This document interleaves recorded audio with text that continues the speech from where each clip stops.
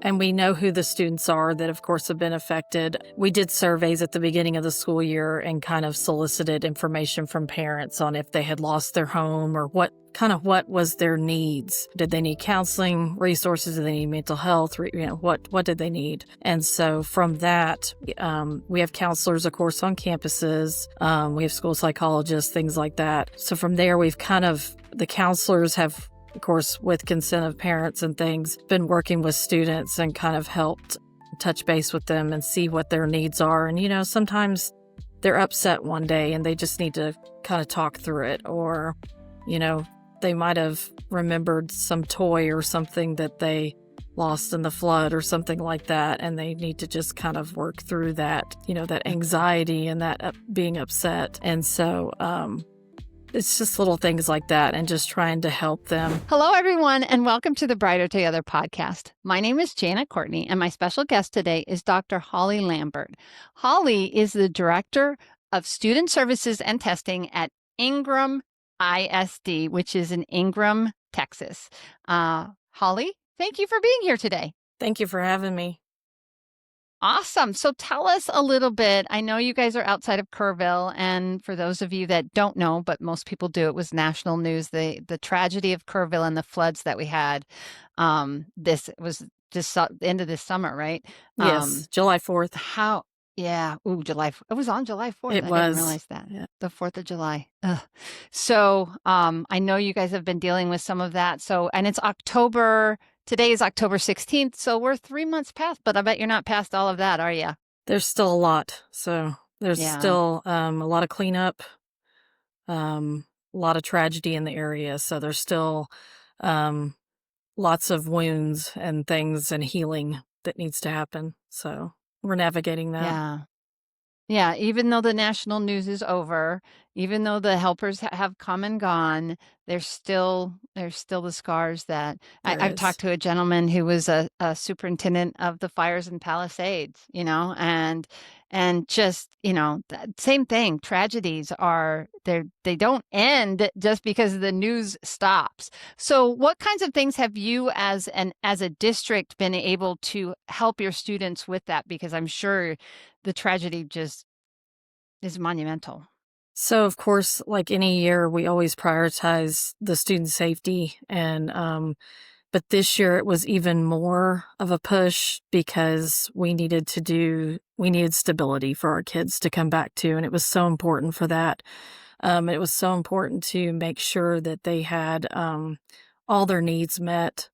They had supplies. If they had lost their homes, we were trying to help them get resources, help them just have food, whatever it was needed, clothing, whatever it was, basic needs needed to be met.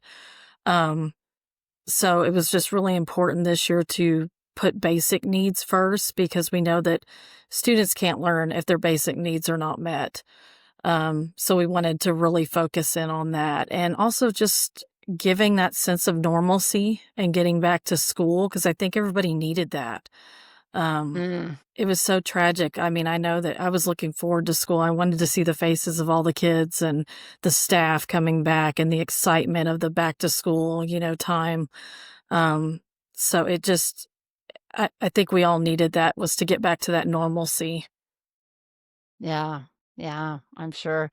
So, so what kind of programs do you have going on right now? Tell us some of what are the success stories? Give us some of that. Let's listen. So I will say that nobody wants a tragedy to happen, but there's been this like beauty of community coming together and just people rallying around us, and people came from, districts from all over the state of Texas brought us school supplies. We didn't have, and they just loaded up trailers loads of food and supplies and all the things.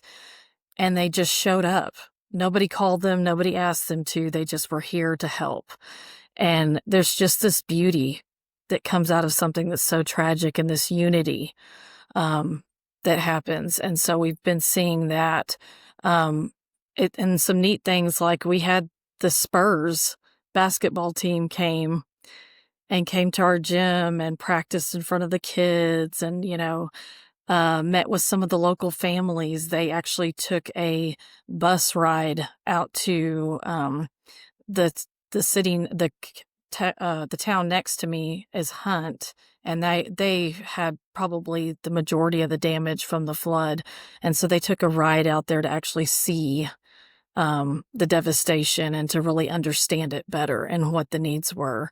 But they have just been here and just they came and just had so much fun with the kids, and it just really lifted spirits, and it was neat.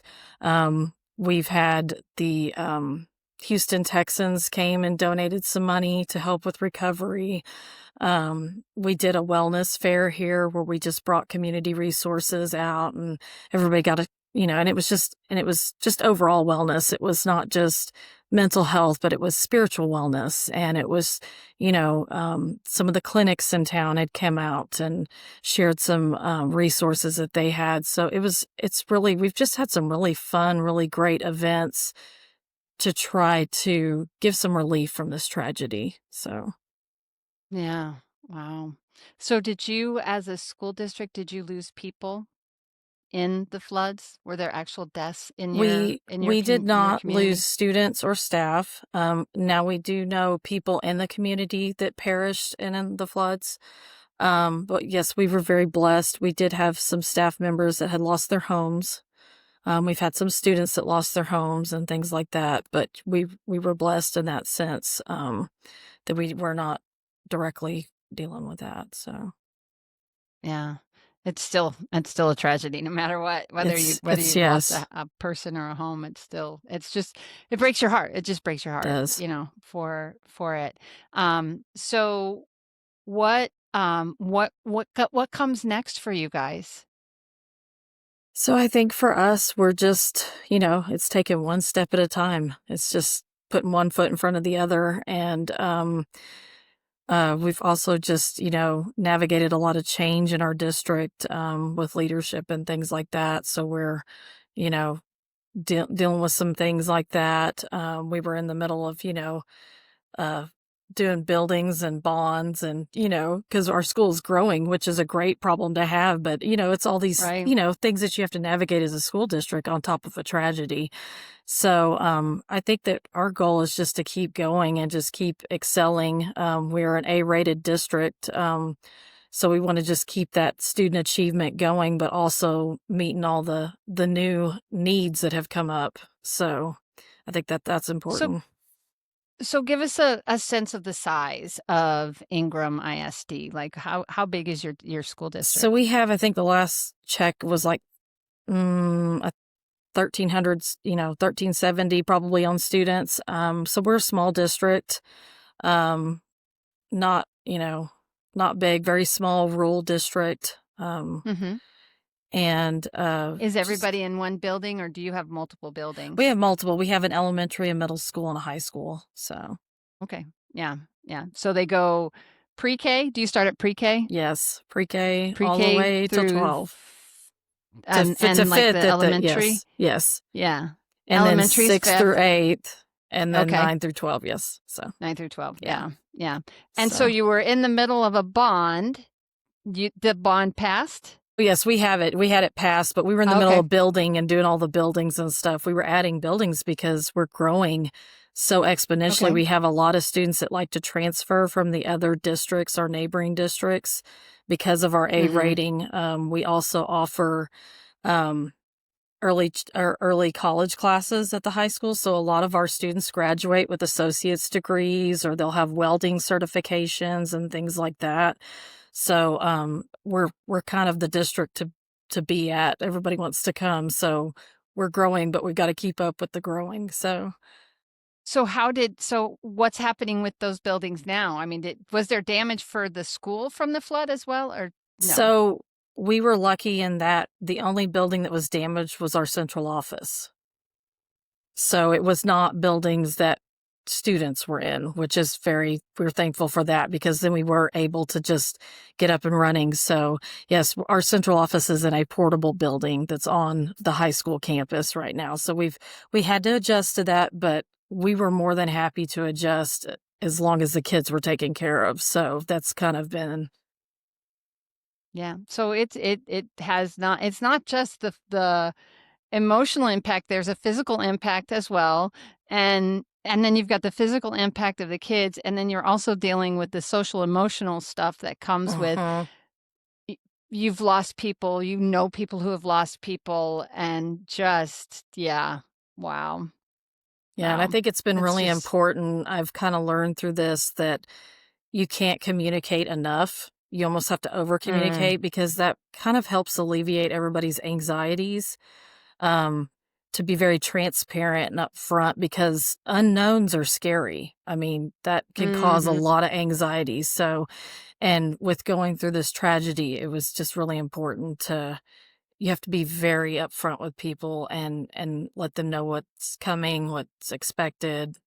Don't leave, Yeah. there should be no mystery to that. So, Yeah. Yeah. Let's make sure everybody's on the same page as much as you yes. possibly can get everybody on the Mhm. same page. Dealing with people's like hurting cats sometimes. It is. It is. Never ceases to amaze me. You can tell people something 5 different ways. You email them, you text them, you call them, you do all of these different, and invariably there's a handful of people who are like, "Wait, what?" Mhm. It happens.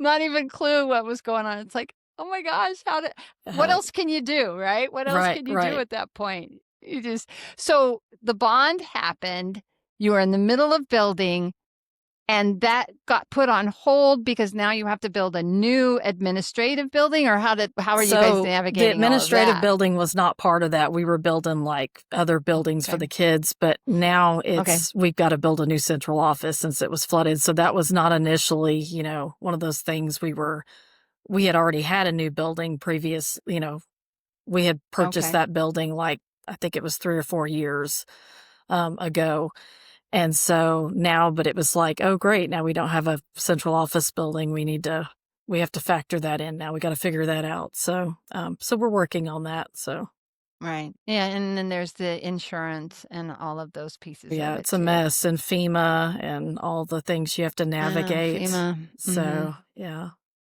Yeah. Yeah, and I'm sure you guys had flood insurance because if you're in a floodplain, you gotta have it, right? I was talking to a gentleman, the superintendent at Ingleside, a couple of days ago. I did a podcast with him, and he was talking about windstorm, a unique thing for their school. He's 20 minutes from me. I was like, "Oh my gosh, Wow. we're neighbors, right? You guys are not that far. You're like 3 hours away from us." But we live in Corpus Christi, and we have windstorm for our own personal house, and you have to have it. You can't not have it. And because winds and storms are the things that are going to cause the most damage, right? And he was saying their windstorm bill alone was like $1 million for their Wow. school Mm. and for their schools. And it's like that is a major hit to your budget. And how do you navigate that? None of that is going to go to schools, but you have to have it, or the kids. None of it's going to the Mhm. kids. So the same kind of thing, it's like you have to have a central office. You have to have these things. But boy, that upsets the apple cart. And now we're just, it's like, okay, now we Yes. got to gather everything back together and figure out what's next. So, It's very true. yeah. So you're the director of student services. So what have you seen for those kids that are most vulnerable, the ones that have special needs that maybe are not even really handling or processing or understanding the implications? How have you guys been handling that? So we're doing a lot of, of course, parent communication back and forth. And we know who the students are that, of course, have been affected. We did surveys at the beginning of the school year and kind of solicited information from parents on if they had lost their home or what was their needs. Did they need counseling resources? Did they need mental health? What did they need? And so from that, we have counselors, of course, on campuses. We have school psychologists, things like that. So from there, the counselors have, of course, with consent of parents and things, been working with students and kind of helped touch base with them and see what their needs are. And, sometimes they're upset one day and they just need to kind of talk through it, or, you know, they might have remembered some toy or something that they lost in the flood or something like that. And they need to just kind of work through that, that Mhm. anxiety and that being upset. And so, it's just little things like that and just trying to help them. We've also done some trainings and things with our teachers to try to help better equip them to handle the day-to-day little Good, yeah. trauma things that could come up. So I think that's been really good. So, and we have Yeah. frequent meetings with staff and kind of touch base and say, hey, what are you seeing? What is the need? And as an administration, how can we help you? Can we bring, do you Mhm. need more training? Do you need resources? What do you need? So I think that that's been really good. So, And so we touched on FEMA. Let's go back to that for a minute. Has FEMA been able to, I know they'll support like the loss of property, but is there a piece of that as well that comes in that will help the school? I have no idea. I'm just asking because I'm curious. I don't even know what their role would be in something like and I this. don't know that I'm the person to speak to that because I've not kind of been in that. I've been more on the student Oh, okay. side of it, the student services. Yeah. But yeah, our CFO and would be handling that. So Yeah. Okay. Just curious because, yeah, it's just one of those, it's another one of those things we want.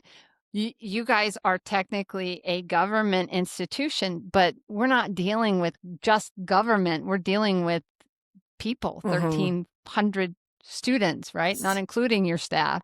And having to navigate all of that it sounds like you guys are doing an amazing job, which is we're so cool. figuring out as we go. I believe that. When you're a CEO and you've never been a CEO before and you become an entrepreneur, I was 50 when I started Lighthouse and I'm 58 now. So we're not quite 8, but we are going to be 8 next year. And you just go, you just keep stepping into it, right? You just go, I don't know everything, but I'm going to fake it till I make it and Yeah. keep going from there. And just, it's just like you have to give yourself some grace.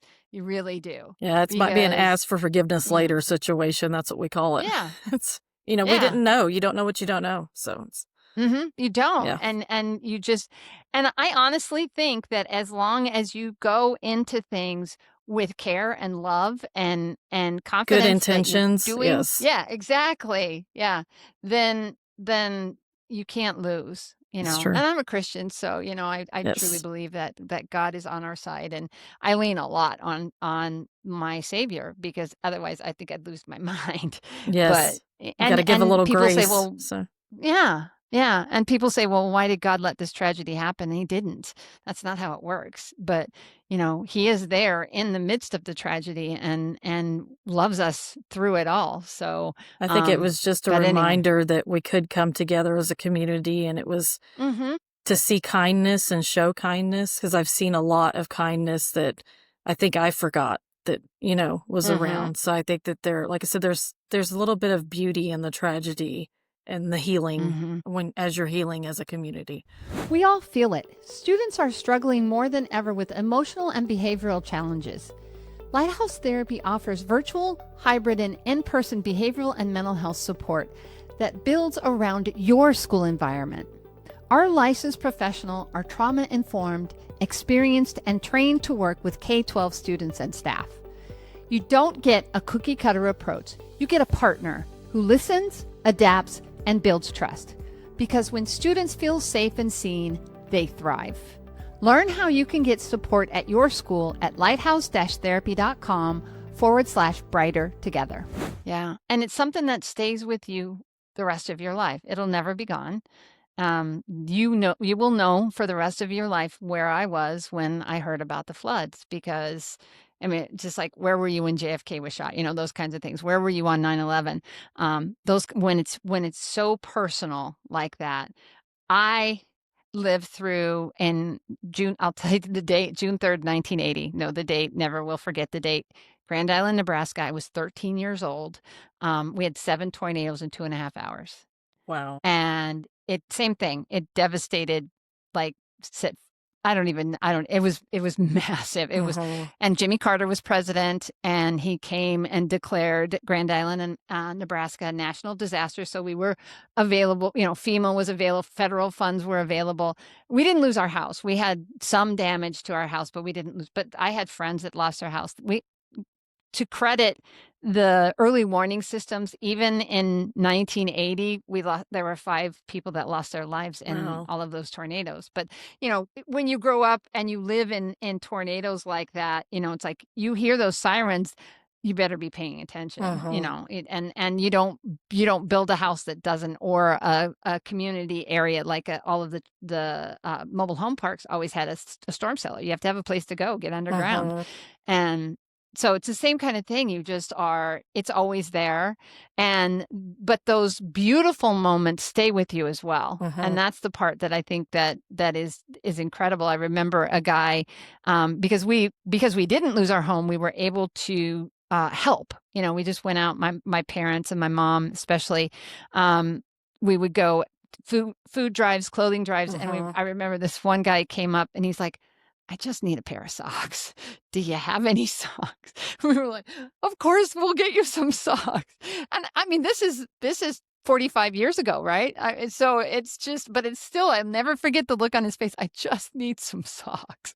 And we gave him socks. So our elementary kind of functioned for a while as a donation station, and we were collecting, and that's what we were doing. So we would have, some of our high school students came and helped. Some of the community came out and helped, but they would load up food and actually just deploy it out to these neighborhoods, because a lot of people couldn't get to us because they didn't have a car. It washed away. They didn't have a house. So we went to them and took the food to them and the items and clothing. But that your story made me think of a gentleman that came in that was just so sweet. And he was very scared and nervous to accept and take the clothing. And I remember his daughter looking at him and saying, Dad, you just lost your home. It's okay. But just how humble he was and how he still had pride. And but we were able to just get him the clothing and things and give him some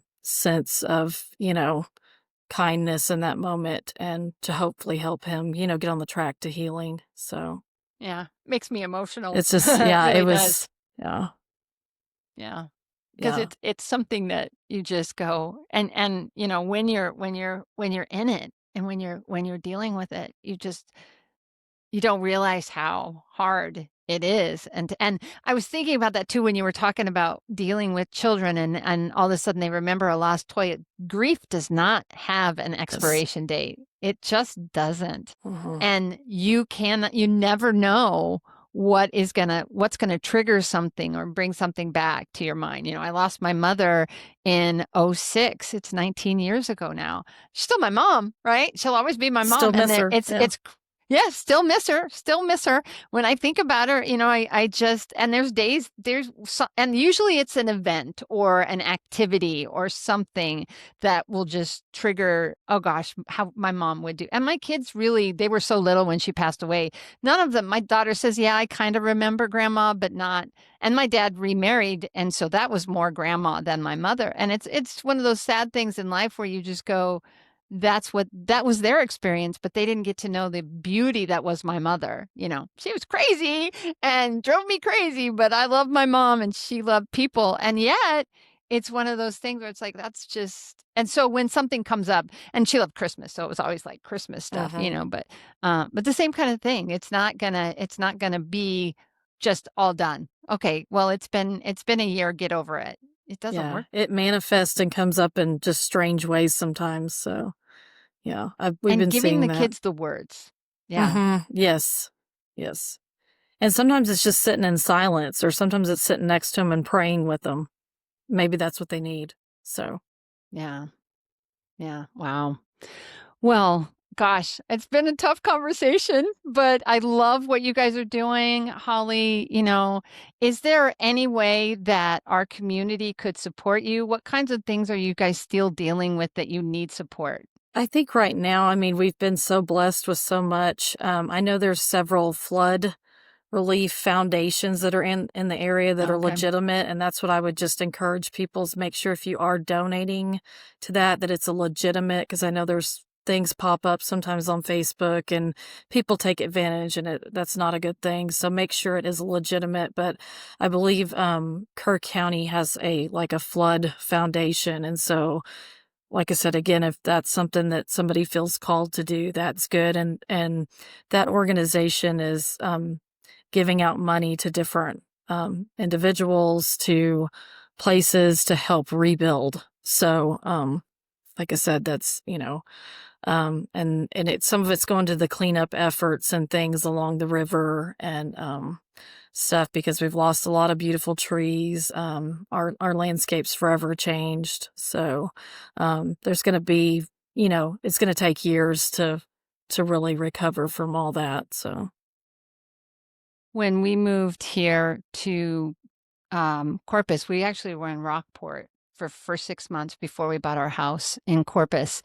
And that was, I think, 5 years after Hurricane Harvey, and there was still places that had not been rebuilt and not recovered and were just shells because who knows? I don't know. I don't know what the story is. It's looking. I was up there. I think it was like last week or something, and it was you could tell there had been some project progress in the 3 years that we'd been away from Rockport. But at that time, it was just like, wow, that 5 years later, and you're still seeing. I it's a think it lot. took. It's a long time. It's a long time. And sometimes that's just the reality of it. You just are reminded that this tragedy happened and people are still picking up the pieces. And I remember us celebrating when the last FEMA trailer, and that was like, I think that was when I'm going back to the Grand Island tornado tragedy, but because they literally took a cornfield area and put all these FEMA trailers to house all of these people. And as people moved out of them, they would remove the trailer. And when that one last final trailer was able to be removed, somebody knows how long it was. I don't remember. I was too young. But I know it was years. I know it was years before they were finally all gone. And what a celebration that was to say. And still on Facebook and things happen and people will say, I remember I got a shirt that said, I survived the tornadoes, the Grand Island tornadoes and all of that. But yeah, so, and you just continue, you go on and you keep going and you keep loving on people. And so when you said the Kerr County, it's Kerr, right? Yes. Yes, because Okay, Kerrville's want to make sure. the city, yeah, Yeah. next to us, the town next to us. So, Okay. yeah. Awesome. So where do people come if they want to talk to you or have questions from you or Ingram ISD? Where do they go? So we do have our website and everything. They could go on there and find contact information for anybody at the school if they had questions. So that's basically probably the easiest way to get in touch with us. And they can send us emails and things like that. We can contact them. So Okay. And Ingram is INGRAM, if you yes, don't know. Ingram Independent School District in Ingram, Texas. So Holly, it has been a pleasure to speak with you. Keep going. I'd love to talk to you in the future and get a update from you for our listeners, and because there is hope, right? hmm There is a light. I just want to say thank you for the prayers I know that have come in. We feel it. So keep praying for the community. We're healing and we're going to just do it, one step at a time. So, and I appreciate you having me on here and be able to share my story. So thank you. Absolutely.